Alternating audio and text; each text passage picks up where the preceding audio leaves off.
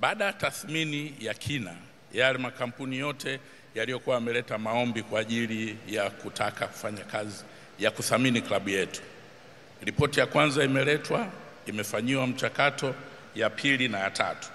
Lakini taarifa za sasa hivi tulivyo, kampuni ya Claritas International ndio iliyopewa kazi hiyo, na kama nilivyosema tumefanya nao vikao mbalimbali, na kampuni hiyo napenda kutangaza kwa niaba ya kamati ya mabadiliko kwamba imefikia thamani ya klabu ya Yanga kuwa ni shilingi bilioni 100. Kama alivyosema mwenyekiti, hatua itakayofuata baada ya hapa ni hatua za kisheria ambazo zitatuongoza kuelekea katika soko la hisa.